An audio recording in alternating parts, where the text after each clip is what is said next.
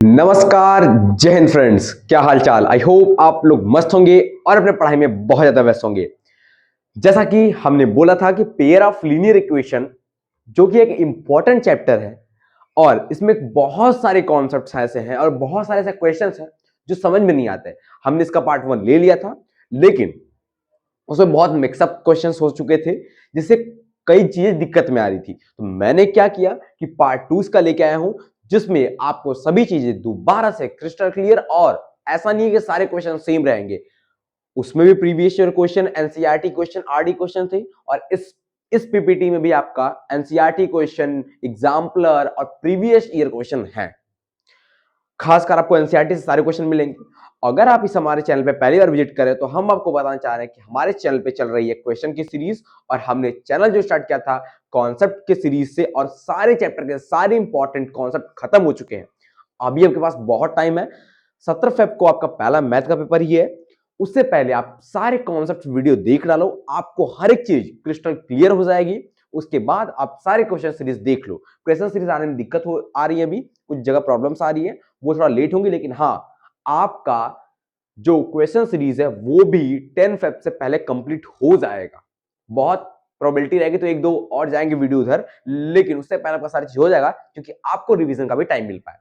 शुरुआत करते हैं हम क्वेश्चन नंबर फर्स्ट से, और इस वीडियो को जल्दी जल्दी एंड करने का प्रयास करते हैं जिससे आपको भी टाइम मिले। देखो, जो हमारा पहला क्वेश्चन है वो है कि graphical the pair of linear equation 6x minus 3y plus 10 equal to 0 और 2x minus y plus 10 equal to 0, इसको हमें सॉल्व करना है ग्राफिकल मेथड से। अब भैया, हम किसी भी क्वेश्चन को, किसी भी पेयर ऑफ लीनियर इक्वेशन को ग्राफिकल मेथड से कैसे सॉल्व करते हैं? देखो, हमारे पास इक्वेशन कौन कौन सी है भैया? एक इक्वेशन हमारे पास है 6x माइनस 3y, इसको हम ट्रांसपोज कर लेते हैं इधर, तो क्या हो जाएगा माइनस का 10। ये हमारे पास एक इक्वेशन है। दूसरा इक्वेशन क्या है कि 2x माइनस वाई, इसको भी ट्रांसपोज कर लेते हैं, यानी माइनस के 9। ये हो गया इक्वेशन नंबर सेकंड। अब देखो, हर एक इक्वेशन के लिए, क्योंकि अगर हमें ग्राफ पे इसको प्लॉट करना है तो ग्राफ पे प्लॉट करने के लिए क्या चाहिए हमें? कुछ तो कुछ कोऑर्डिनेट चाहिए हमें, कोई ना कोई कोऑर्डिनेट चाहिए कि नहीं चाहिए? तो हम ऐसे दोनों इक्वेशन के लिए दो बॉक्स बनाएंगे। अब दो बॉक्स क्यों? क्योंकि क्योंकि यहां से भी हम दो कोऑर्डिनेट निकालेंगे और इस इक्वेशन के लिए दो कोऑर्डिनेट निकालेंगे। हमने यहां पर दो दो बॉक्स बना लिया भैया। अब देखो, ये कोऑर्डिनेट निकालेंगे कैसे वो ध्यान दो। ये x, ये y, और यहां पे दो कोऑर्डिनेट। अगर हमने इसमें इस इक्वेशन में पहले वाले में x की वैल्यू 0 रख दी तो y की वैल्यू क्या आएगी? अगर हमने x की वैल्यू 0 रख दी तो y की वैल्यू हमारे पास क्या आ जाएगा भैया? y की वैल्यू हमारे पास आ जाएगी 10/3। अगर हमने y की वैल्यू 0 रख दी भैया तो x की वैल्यू हमारे पास क्या आ जाएगी भैया? x की वैल्यू आ जाएगी -10/6। इसको और डिवाइड कर दो, यानी -5/3। ये हमारे पास आ गई। अब बताओ यहाँ पे दो कोऑर्डिनेट क्या क्या बने? एक 0, 10/3 बना, एक ये बन गया, और एक बन गया -5/3, 0। अब आपको मालूम ये प्लॉट नहीं करने आ रहा है, आप इसको प्लॉट कैसे करोगे? तो आपको ऐसा सिंपल नंबर सोचना जिससे आपका काम बन जाएगा, जिससे आपको ये काम बन जाए जहां पे आपको फ्रैक्शंस वैल्यू ना आ जाए। लेकिन आपको ऐसे दो कोऑर्डिनेट निकालने पड़ेंगे। अब ऐसे same to same equation number 2 के लिए निकालेंगे। अगर हम x की वैल्यू 0 रख रहे हैं तो y की वैल्यू हमारे पास 9 आएगी। अगर y की वैल्यू हमने 0 रख दी तो x की वैल्यू हमारे पास क्या आ जाएगी भैया? हमारे पास जो x की वैल्यू आएगी वो आएगी -9/2। अब एक बन गया हमारे पास 0,9 और दूसरा बन गया -9/2,0। अब देखो, मैंने बोला है कि पेयर ऑफ लीनियर इक्वेशन में हर एक इक्वेशन के लिए एक लाइन, एक स्ट्रेट लाइन बनती है। जब आप इन दो पॉइंट को प्लॉट करोगे, मान लो यहां पे हमने ग्राफ ले लिया, और जो 0,10/3 आ रहा है मान लो वो यहां पे आ रहा है, और जो -5,3 आ रहा है वो मान लो यहां पे आ जा रहा है। सॉरी, इस पे नहीं, ये y की वैल्यू है ना। जब y की वैल्यू, ये तो x की वैल्यू 0 है तो कुछ होगा नहीं x पे, y पे आ रहा है 10/3, मान लो 10,3 यहां पे आ गया, ये आ गया 10,3, यानी ये कोऑर्डिनेट बन गया आपका 0,10/3 वाला। और एक क्या है हमारे पास? -5,3। अब -5x का है, यानी यहां पे मान लो आ गया -5,3,0, क्योंकि y की वैल्यू 0 है। तो एक देखो, इससे एक लाइन बन जाएगी, इन दोनों जो पॉइंट को हम मिलाएंगे तो एक लाइन बनेगी। और वैसे ही जब इन दोनों को हम रखेंगे, यहाँ पे क्या है 0,9, यानी यहाँ पे 9 आ गया है, तो 9 हम कहीं प्लॉट कर लेते हैं ऊपर, मान लो यहाँ पे 0,9 आ गया हमारे पास। और दूसरा क्या है -9,2, तो -9,2 मान लो वो कहीं है, यहाँ पे आ गया भैया। तो अब जब इन दोनों लाइन को मिलाएंगे हम आपस में, तो वो जो ये दोनों लाइंस हैं वो एक जगह इंटरसेक्ट करेंगी।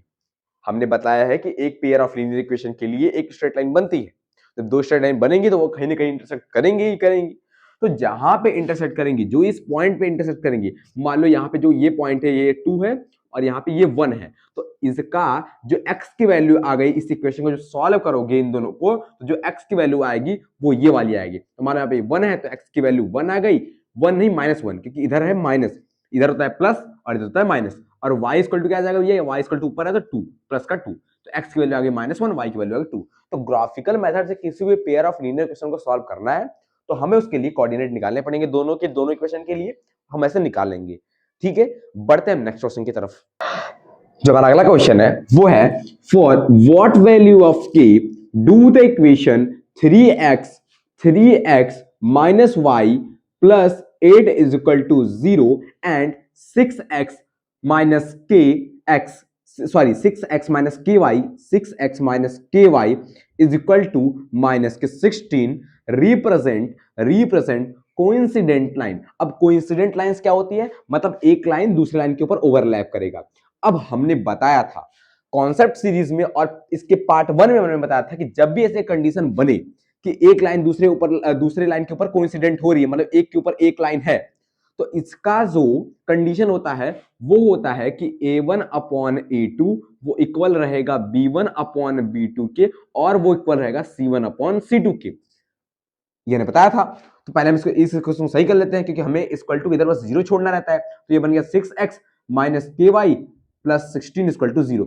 ये हमारा हो गया equation number second. Equation number first, हमें k की वैल्यू निकालनी हुई है, तो पहले रख लेंगे a1 की वैल्यू क्या है 3 अपॉन में a2 की वैल्यू क्या है 6 इज इक्वल टू b1 की वैल्यू क्या है -1, क्योंकि हमारे y के पास कोई कोफिशिएंट नहीं है तो 1 है, लेकिन सिंबल के साथ, तो -1 अपॉन में माइनस के k, क्योंकि y का कोफिशिएंट लेना है, सेकंड इक्वेशन के y का कोफिशिएंट हमें लेना है जो कि b2 है, तो वो माइनस के k है, माइनस के k is equal to c1 क्या है ये 8 और c2 क्या है भैया ये प्लस का 16, यानी बस 16। अब देखो यहां से माइनस चल जाएगा, 3 1 जा 3 3 2 जा 16, यानी 1/2 is equal to 1 upon k is equal to 8 2 जा 16, यानी 1/2। अब किसी के बराबर रख लो, यानी मैंने रख दिया 1 upon k is equal to 1/2, तो यहाँ पे डिवाइड इधर आके मल्टीप्लाई हो जाएगा, ये डिवाइड यहाँ के मल्टीप्लाई हो जाएगा, यानी 2 1 जा 2 इज इक्वल टू k 1 जा k, यानी k की वैल्यू हमारे पास आ गई 2। तो आपको हर चीज का कंडीशन याद रखना है। ये ऐसे भी क्वेश्चन आ सकता था कि मान लो जो ये दोनों इक्वेशन है वो रिप्रेजेंट कर रहे हैं इन्फिनिटी मेनी सॉल्यूशन, तो इन्फिनिटी मेनी सॉल्यूशन बोले या फिर कोइंसिडेंट लाइन बोले, कंडीशन सेम है।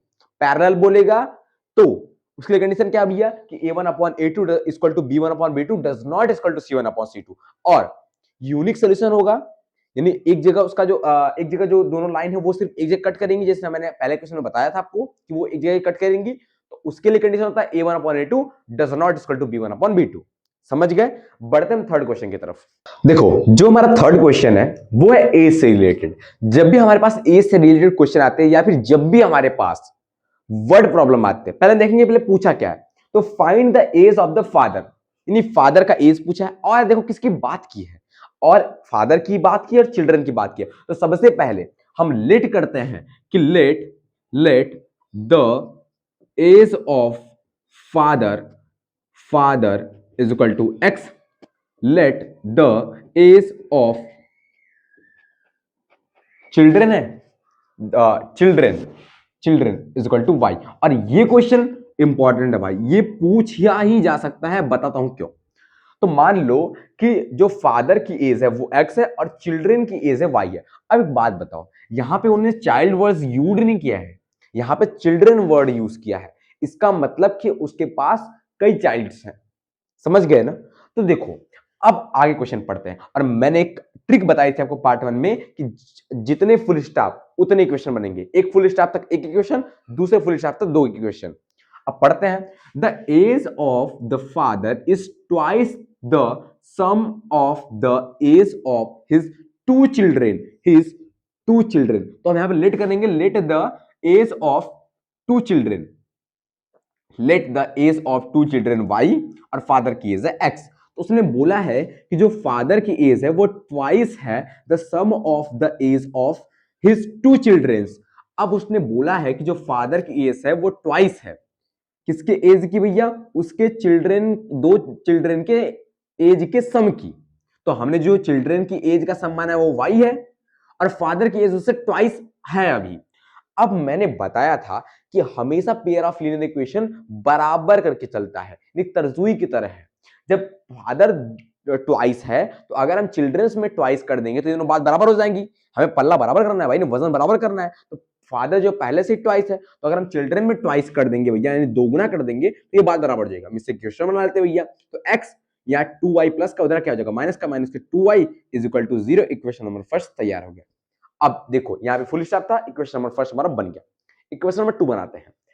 आफ्टर 20 ईयर्स, अब जब आफ्टर 20 ईयर, यानी कि मैंने बोला कि मान लो अभी मेरी एज 5 साल है, आपकी एज 10 साल है, तो 5 साल बाद क्या होगा, तो 5 साल जब बढ़ेगा तो क्या मेरी एज सिर्फ बढ़ेगी? अरे भाई सबकी दुनिया में तो सबकी एज ना बढ़ेगी 5 साल। 5 साल बीतेंगे तो ऐसा है नहीं कि बस मेरी एज बढ़ेगी, तुम एज की बढ़ेगी नहीं। यानी अगर बोल रहा है कि आफ्टर 20 ईयर यानी 20 साल बाद, तो फादर की एज भी 20 साल बढ़ेगी और चिल्ड्रन की भी एज 20 साल बढ़ेगी। और आपने गलत कर दिया भैया, मैंने सही तो किया, आपने तो ये बोल रहा था। हाँ यही होगा, ठीक हमने किया है। इधर भी 20 साल बढ़ा है, लेकिन इधर तुम 40 साल बढ़ाओगे। अब भैया 20 साल 20 ईयर बढ़ रहा है तो मैंने 40 क्यों बढ़ाऊंगा? यहाँ पे एक चिल्ड्रन रहता तो ठीक है, अब दो चिल्ड्रन बढ़ रहे हैं तो एक का भी 20 बढ़ेगा, दूसरे का तो भी 20 बढ़ेगा, यानी यहाँ पे टोटल कितने बढ़ेंगे, यहाँ पे जाएगा 20 प्लस 20, यानी मिला के टोटल कितना हो जाएगा 40। अब आगे पढ़ते कंडीशन भैया, ये हो गया x प्लस 20, इधर हो गया y plus 40। His age will be equal to the sum of the age of his children, यानी जो फादर की एज है वो 20 साल बाद इसके चिल्ड्रेन की जो एज का सम है उसके बराबर हो जाएगा। यानी बस यही बोल रहा है। तो ये क्या हो गया, x plus 20 is equal to y plus के 40। यहाँ पे y प्लस का इधर के माइनस का, यानी x minus y is equal to 40। यहाँ पे प्लस का 20 इधर के माइनस का 20, यानी x minus y is equal to कितना आ गया भैया 20। इक्वेशन नंबर सेकंड हम सॉल्व कर लेंगे। देखो ये इक्वेशन फर्स्ट है, ये सेकंड है।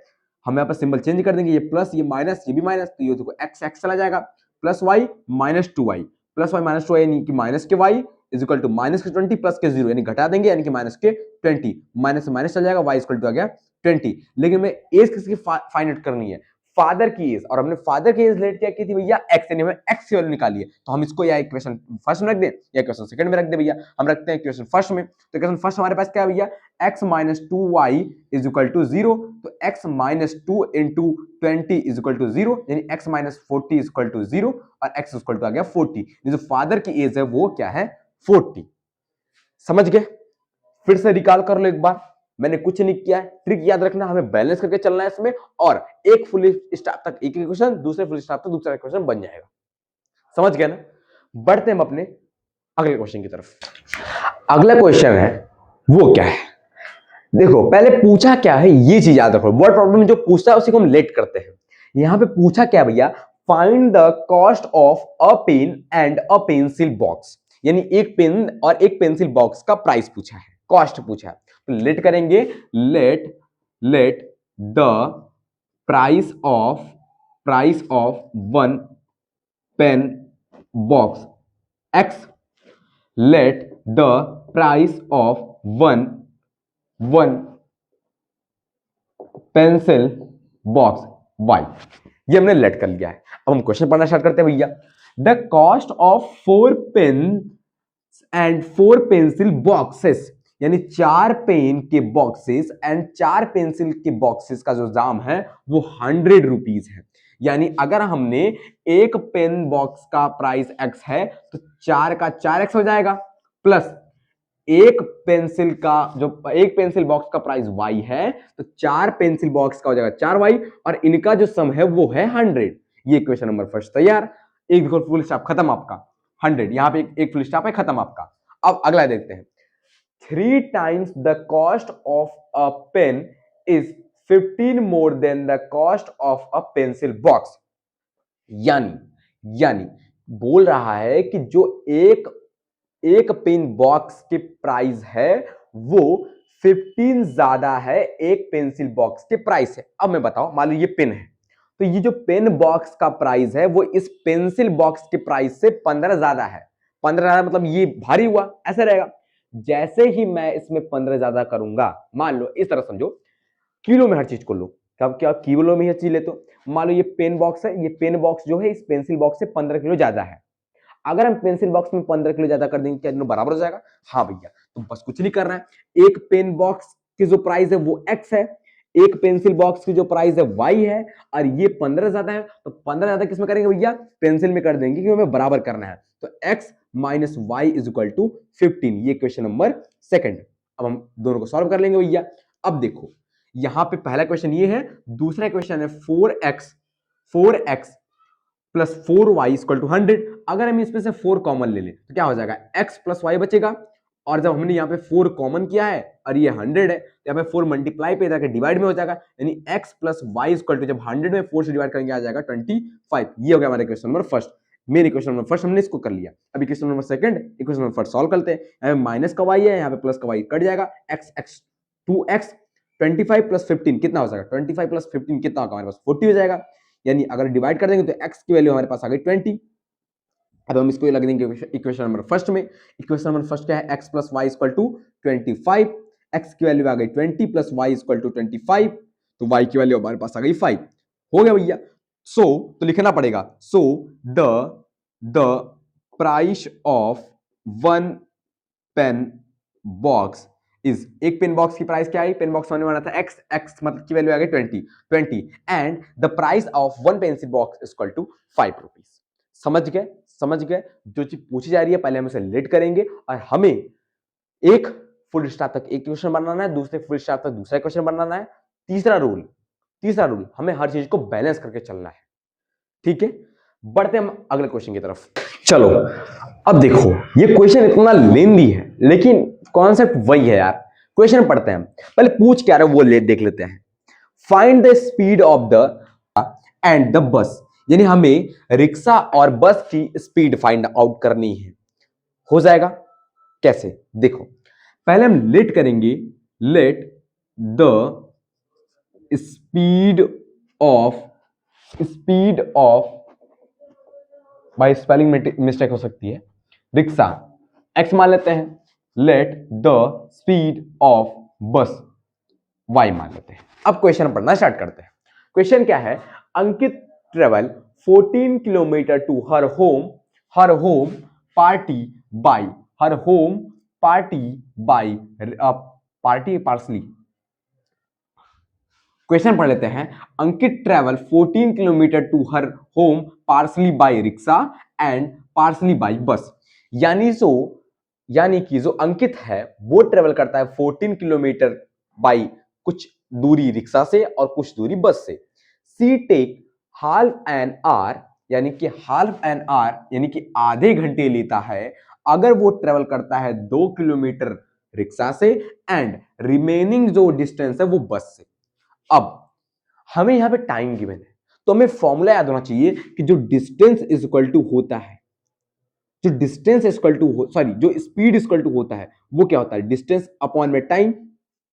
तो पहले हम टाइम निकालेंगे कि जो अगर उसने 2 किलोमीटर रिक्शा से ट्रेवल किया है तो कितना टाइम लगा होगा वो निकालेंगे, और रिमेनिंग जो, समझना नहीं बात को, उसने बोला है कि 14 किलोमीटर वो टोटल ट्रेवल करता है, लेकिन अगर वो 2 किलोमीटर रिक्शा से ट्रेवल करता है और रिमेनिंग कितना? 12 किलोमीटर, तो 12 किलोमीटर अगर वो बस से ट्रेवल करता है तो टोटल टाइम लगाता है हाफ एन आवर, यानी कि आधे घंटे।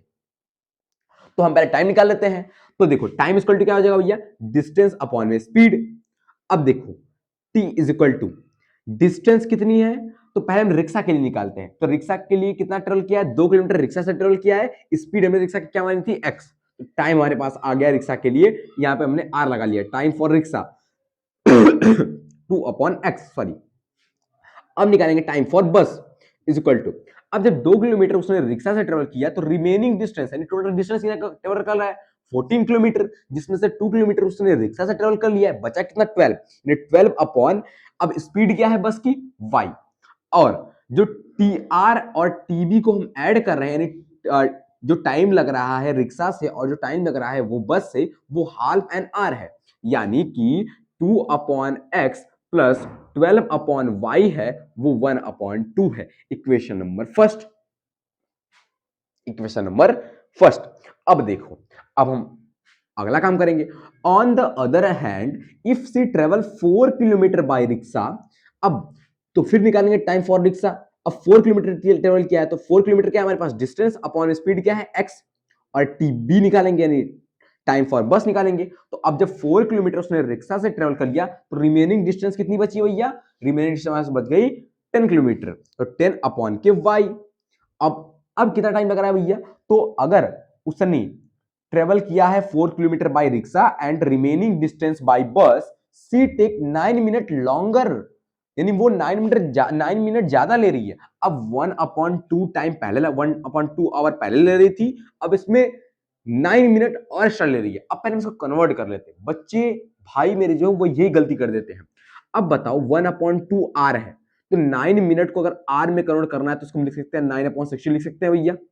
हाँ भैया, अब इसको काट लेंगे तो 3 3 या 9, 3 2 या 16, यानी आ गया, जब ये हाफ आर है प्लस अब 3/20 आर ज्यादा लेती है, इसको हम सॉल्व कर लेंगे भैया, तो आ जाएगा 20 20 2 10 या 20 प्लस 3 2 10 या 20 प्लस 3, यानी 13/20, ये हो गया, यानी इतना टाइम लेता है। तो पहला टाइम क्या था 4/x plus 10/y, total time कितना लग रहा है इन दोनों से 13/20, ये हो गया इक्वेशन नंबर हमारे पास सेकंड। अब देखो, अब यहां पे एक इक्वेशन पहले ये बना है, अब एक इक्वेशन और बनेगा। हम लेट करते हैं ऐसे काम में, late 1/x equal to m, इस 1/x को हम, ये 2x को क्या लिख सकते हैं बताओ, 2x को क्या लिख सकते हैं हम, 2x को लिख सकते हैं 1/x इंटू 2, क्या हम इसको ऐसे लिख सकते हैं, बात तो सेम ही है। तो हमने 1/x को मान लिया m एंड 1/y को मान लिया n, तो जब 2/x है तो क्या 2m हो जाएगा, प्लस 12/y है तो इसको बोल सकते हैं 12n हो सकता है, इज इक्वल टू 1/2, ये हो गया इक्वेशन नंबर फर्स्ट। अब वैसे equation number second, 4m plus 10n is equal to 13/20, ये हो गया इक्वेशन नंबर सेकंड।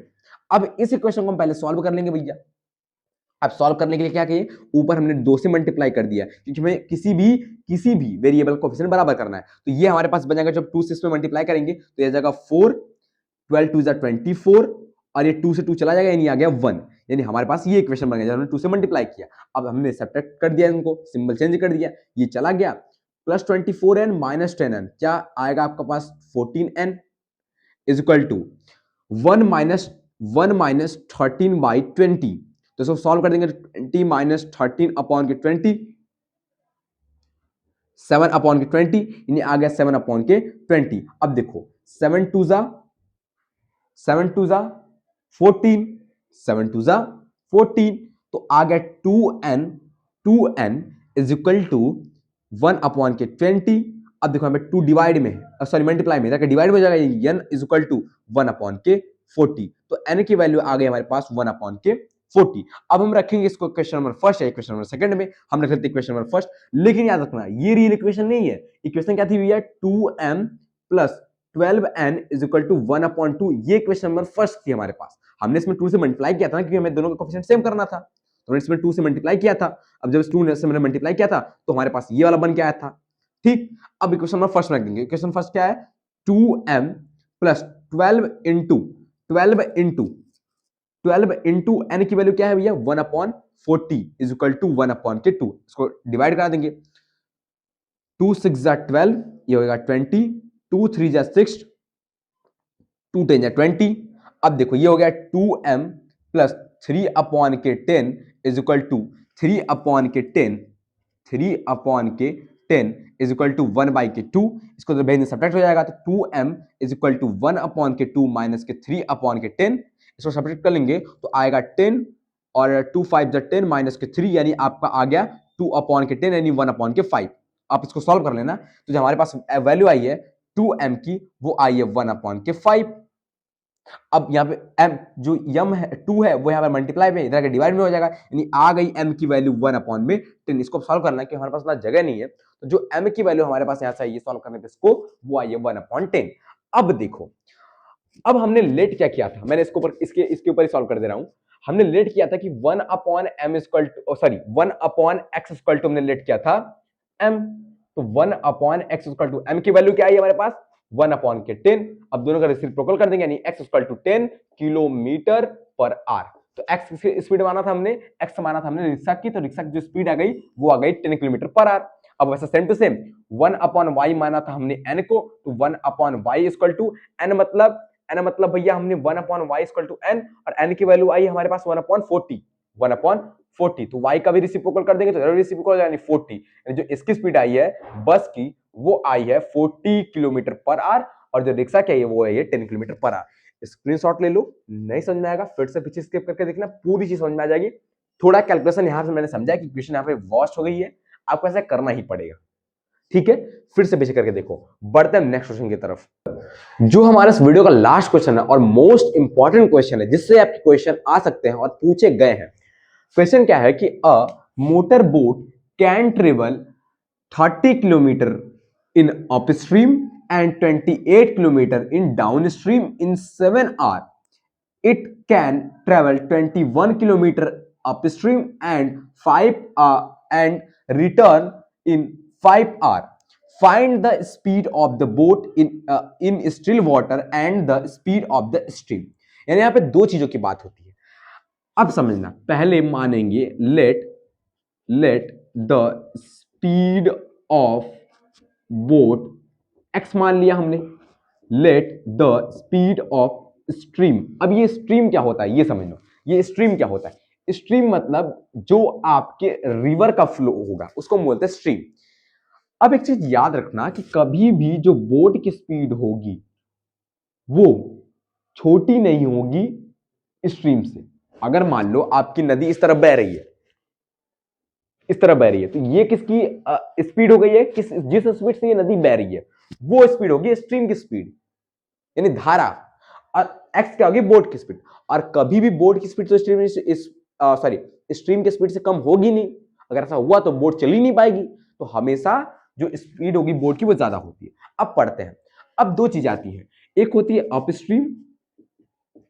अब अपस्ट्रीम मतलब होता है कि उल्टे दिशा में, स्ट्रीम के उल्टे। अप मतलब ऊपर से। अब समझना मेरी बात, स्ट्रीम ऐसे जा रही है और ऊपर की बात हो रही है, ऊपर से आ रही है नाव, यानी स्ट्रीम के उल्टे अपोजिट में। तो जो स्पीड होगी अप स्ट्रीम में, जो स्पीड होगी, जो अप स्ट्रीम में स्पीड होगी वो होगी x minus Y.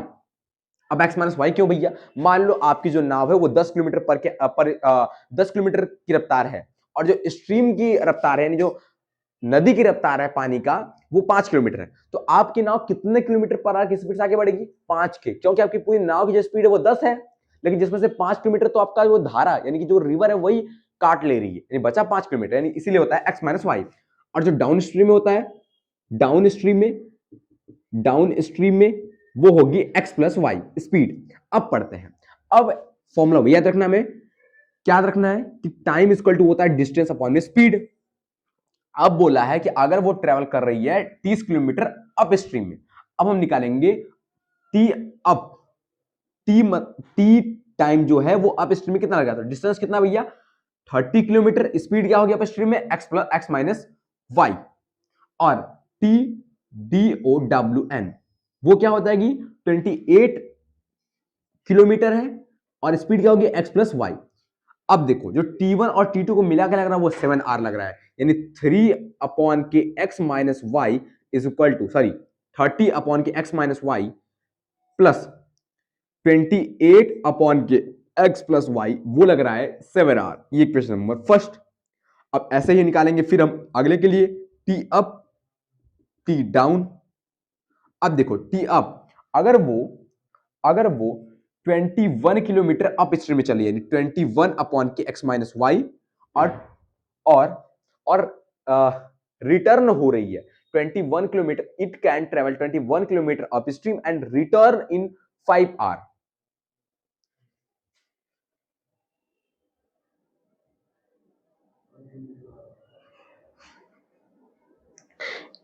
It can travel 21 kilometer upstream and return in 5 hours.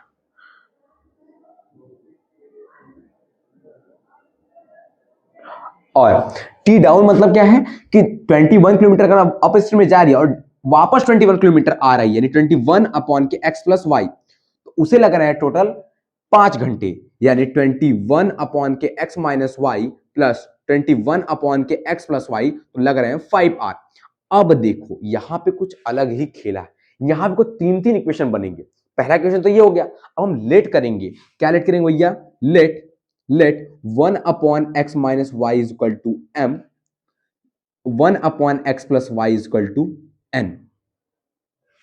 अब आपने लेट कर लिया है तो यहां पे बन जाएगा आपका पहला question 30m plus 28n is equal to 7, और यहां पे बनेगा 21m plus 21n is equal to 5। अब एक बात को समझना, तो आप इन दोनों क्वेश्चन को सॉल्व करेंगे, क्योंकि हमारा जगह नहीं, मैं सॉल्व नहीं कर रहा हूं, बता दे रहा हूं आपको बढ़िया से। हमारे पास एक इक्वेशन नया कहां ये बना है, इसको मान लेते हैं इक्वेशन नंबर 3 और इसको इस क्वेश्चन मान लेते हैं 4। अब आप इसको सॉल्व करोगे तो यहां से कुछ m की वैल्यू आएगी और कुछ n की वैल्यू आएगी। m की वैल्यू मान लो आ गई 1 अपॉन के 30, लेट करते हैं, और n की वैल्यू आ गई 1 अपॉन के 45। अब फिर आप यहां पे रखोगे तो 1 upon x minus y is equal to है 1 अपॉन के 30, और हमेशा याद रखना ये अपॉन में ही वैल्यू आएगी। तो अब इसको फिर रेसिप्रोकल कर देंगे, यानी x minus y is equal to 30। अब एक इक्वेशन फिर एक तैयार हो गया, और वैसे ही 1 upon x plus y equal to n, यानी 1 upon x plus y equal to 1 upon 45, reciprocal कर देंगे, यानी x plus y equal to 45। ये क्वेश्चन बना। अब यहां से आपकी एक्स और वाई की वैल्यू फिर निकल के आएगी। तो पहले आपका ये क्वेश्चन बना, फिर आपने उससे ये क्वेश्चन तैयार किया, फिर इस इक्वेशन से एम एन की वैल्यू आई, फिर उसका रेसिप्रोकल करके एक और इक्वेशन तैयार किया। जब इसको सॉल्व करोगे तो आपकी एक्स और वाई की वैल्यू आएगी और आपका वही स्पीड होगा। समझ गए? अगर ये क्वेश्चन नहीं होगा कमेंट कर देना, इसको हम एक शॉर्ट वीडियो की तरह डाल देंगे। टाइम हमारे पास कम है, थोड़ा हमें कहीं जाना है इस बीच में, इसलिए, लेकिन आपका सारी चीजें मैंने कवर कर दी है, सारे इंपॉर्टेंट क्वेश्चन हो चुके हैं, और ऐसे ही pair of linear equation two variable हमारा चैप्टर खत्म होता है। मिलेंगे नेक्स्ट चैप्टर क्वाड्रेटिक इक्वेशन के साथ, तब तक के लिए जय हिंद, जय भारत, पढ़ाई करते रहो, ऑल द बेस्ट।